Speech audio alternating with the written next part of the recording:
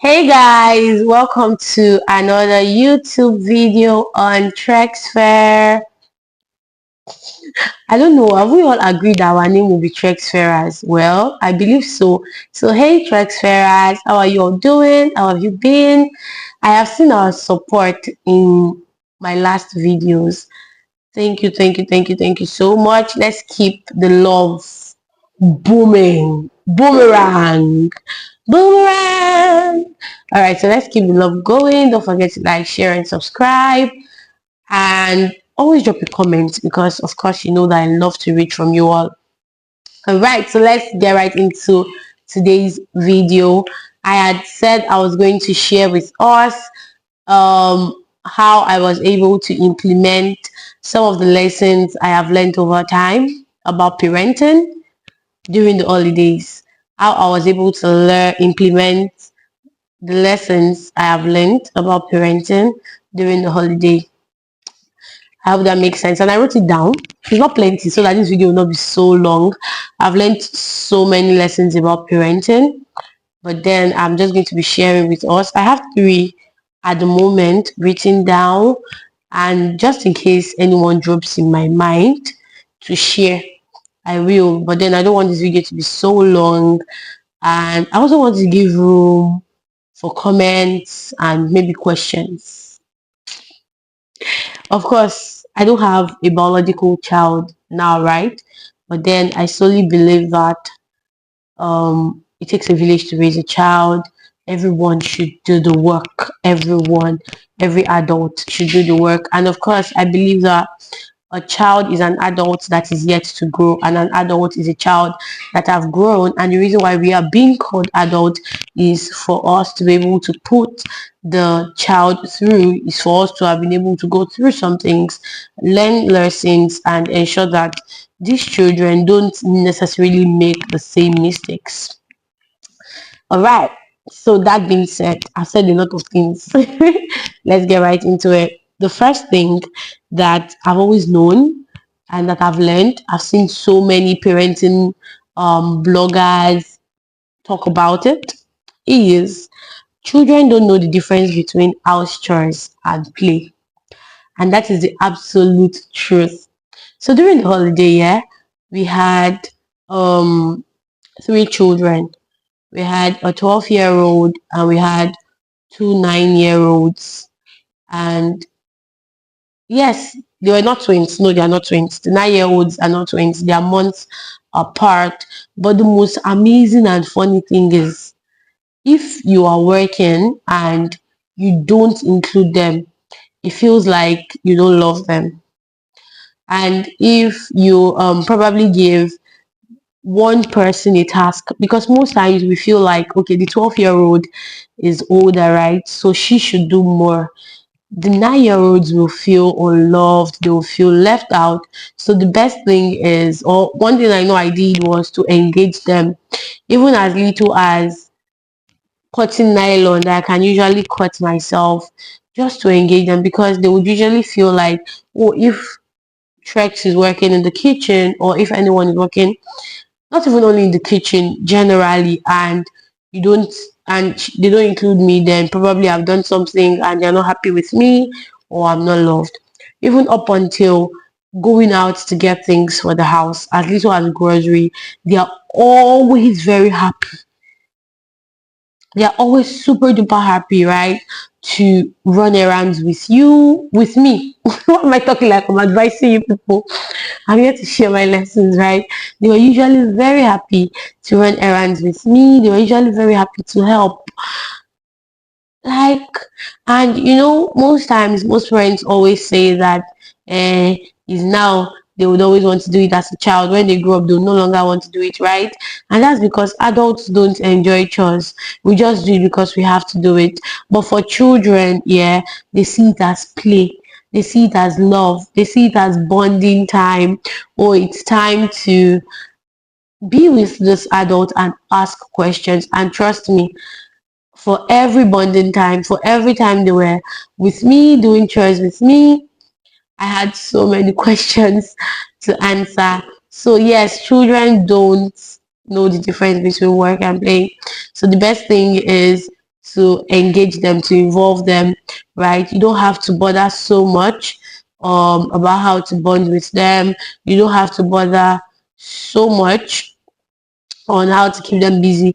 Of course, I am one person that is very intentional about what you're allowed to get into the child or what you allow children do. But then, you know how you can get really worked up and you're tired and you're not even interested in probably planning or working out activities for the children. So church time, work time is a very good one. It's a very good time to just get to know your children, because as they are working, trust me, they get carried away and they say a lot of things. And I was able to see this during the holiday. It's during the work time these children would spill it out. And trust me, you not even trust me, children are naturally very, very truthful, very open, right? So when they see you engage them is when they would also engage you. So if you have difficulties engaging your children, try using the chores time, try using the working time. They're necessarily not too young to join you in doing chores. Yes, they'll make it very slow. I remember when my preschooler was here, when it's time to sweep, my preschooler would usually pack the dirt at every point. So you can imagine how frustrating that was. But then it was always fun. And the annoying thing is that she would carry a dialogue with that always funny death, right?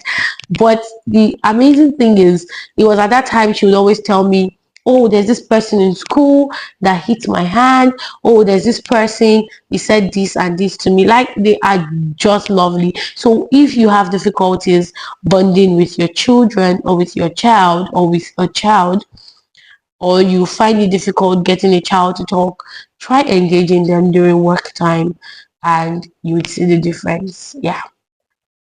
And the second thing is, this cannot be oversaid, this cannot be undersaid, this cannot be middle said. Children learn the most from what they see being done the most. You want to have a clean child, clean up. You want to have an organized child, organize. Let them see you do it. You can't sit, cross your legs, and be ordering that child around, right? You want a child that uses their instinct. Use your own instinct. Let them see it being done, and that would definitely make a very, very big difference. Um, so there's a rule I grew up with. Whether or not you are the one that misplaced, by misplaced I mean put something in the wrong place, whenever you see it, make that correction. Initially, I was always like, but I didn't do it now. It's not me. Why am I doing this for this person? But the long run, I started doing it and I realized that it just made life easier for everybody.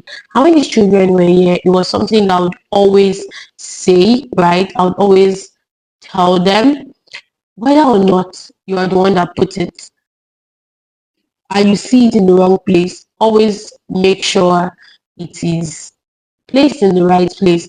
Another thing I want to say is, you can never get tired of saying one thing over and over again, because even as adults, we tend to forget some things. But because our memory is more mature, right? We remember faster than children. So you can never get tired of saying one thing over and over again. I remember for a week straight, whenever I get back from work, I would always have to say the same thing for one of the 9 year olds. And yes, I wanted to get tired. I wanted to, not that I wanted to get tired, I was tired. But I remember patience. I always say this thing. I've said in one of my videos that Prince Moore says that every act of a child is a test on the fruit of the spirit. So whenever I want to get angry, or when I'm like, but I told you this thing yesterday and I want to probably lash out, I just remember patience and I just remember God. You know how God never gets tired of correcting us. God never gets tired of embracing us whenever we go astray and we come back, right? And That's just it. So I start by saying that children learn the most from what they see being done the most. So if you want a very hardworking child, you be hardworking. If you want a clean child, you have to be clean. If you want a child that is very orderly, you have to be orderly. If you want a child that uses instinct, you have to use your instinct first. And also, you can never get tired of telling that child over and over again until it becomes a part of the child. And the last thing I wrote here is your emotions and personality sure rubs off on children. You cannot say that is how I am. The Bible says, go ye therefore into the world and make disciples of all nations, right? Baptizing them in the name of the Father and of the Son and of the Holy Spirit. And that cannot be done if you yourself, you don't have that Christ, right? If you're not even yet a disciple. And the Bible also says, be fruitful and multiply. And what this simply means is you personally have to work on yourself first. You have to be a disciple. You have to have been able to ensure that the fruit of the Spirit, the nine of them, remember the fruit of the Spirit is one. The nine of them is already made evident in your life, right? Before you begin to transfer aggression to a child, you don't have any rights. I'm going to the third point again. Your emotions and personality sure rubs off on the children. And I started by saying that you cannot say that how you are. Let your light so shine before men. Okay, yeah, I would say that not all of us will go to a village for evangelism. Not all of us will necessarily be on the streets to evangelize, but a good number of us are role models to children around us. A good number of us will shine our lights for children around us. So many people, their ministry is just to one child, right? One child, you would reach that child, and the child would reach nations. So if you've not been able to work on yourself, if you've not been able to work on your emotions, if you've not been able to work on your personality and live your personality in light to what Christ would have you live, trust me, you're definitely not going to have an amazing child. I remember something happened one time during the holiday. I was not in my best mood. I was not good, and I could see that these children had burdens. They had uncertainty, and they needed answers, but they could not approach me. At long run, Charlie later spoke about it, and that's because I was able to notice it with the help of God. So imagine a child that grows up in an environment that the adult does not know God, or is still claiming to say, "Oh, this is how I am." You can never say you cannot apologize to a child. Oh. You will say sorry, tire. You will say sorry, tire. So imagine a child that grows up in an environment that the adult is not broken. You can imagine the kind of personality that child will grow up with, right? Yes. So I hope that with these 3 points of mine, so I want to add something. Yes, respect. Respect is definitely reciprocal, and respect is not all about age. For the children that came for the holidays, right, I respect them a lot, and with that, they were able to respect me. Respect is not by calling me auntie, auntie. I don't even like it. I would rather they call me TREX or Tim Topper, right? But then you would see that they have that they value me, they they respect me. Let me not say more than that, right? And that's because I respected them first. And that still goes back to our second point that says that children learn the most from what they see being done the most. And you just basically let your light so shine before the child, let your light so shine before your community, let your light so shine before every child that they may see your good works and glorify your Father in heaven. And the only way they can glorify your Father in heaven as a child is by living that God given life. Right? It's by living life the way God would want them to live it. And if you, as an adult, are not living the life the way God would want you to live it, the life, that child definitely cannot live the life the way God would want them to live it. And yes, it is. It is not easy, but it's possible. And the only way it is possible again is by allowing God work in our lives, is by allowing God work in our lives. And I'm already advising you people, I wanted to come and share my lessons. Was I ever like this? No. It's just the Holy Spirit in me. I've always known these lessons, right? But I was able to see it manifest more during this holiday, or I was able to implement, maybe not manifest more, implement, because the children were in the house with us. And yeah, I think that's just it. So these were some ways I was able to implement the lessons I've always known about parenting, right, during the holiday. First one is I engage them in chores to have them talk to me because they don't know the difference between chores and play. And then I modeled what I want them to see. It is not enough to say, oh, it is just me, no one is watching, right? You know, children are like the God, God on earth. They are God on earth. No one is watching, no one is watching. That child is watching. And there will be little to do if every child is trained well. There will be little to do if there'll be little to do in the society if every adult is being a good model to that child, right? It's not just for you to say, oh, it is their time, let them enjoy their lives. No, this life that we have is still God's own, right? We always have to remember that, whether or not, you always have to remember that this life is for God. The life of the child is also for God. So what do you want them to see? And the last one is your emotions and personality. Personality sure rubs off on the children. So you have to work on yourself as an adult. You have to know God. You have to work on your emotions. You have to work on your personality. You have to be intentional. And you don't have to feel too big or too small at any point in time. You can learn from the child can learn from you.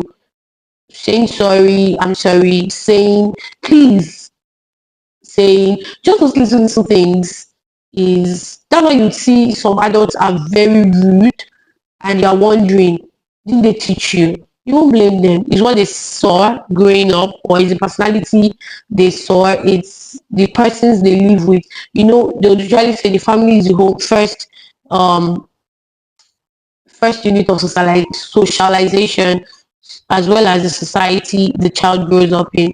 By society, I don't mean Nigeria or Lagos or Abuja. I mean the environment and personalities surrounding the child. And I pray that God would help us all. And I hope with these few lessons, I don't know if it's one lesson again or me coming here to do motivational talker.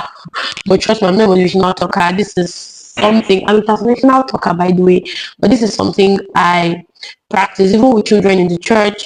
But then it was more evident to me because we had 3 children with us this last holiday. And let me say, I was a lot more intentional because maybe I would soon be a mother. I've always been a mother anyways, but then yeah, thank you so much for watching up until this time. I hope you were able to pick one thing or two or plenty. I would also like to know your thoughts in the comment section. Please don't hesitate to talk to me. I'll see you in my next video. I don't know if I've said it, but please don't forget to like, share, and subscribe. And I'll see you all in my next video.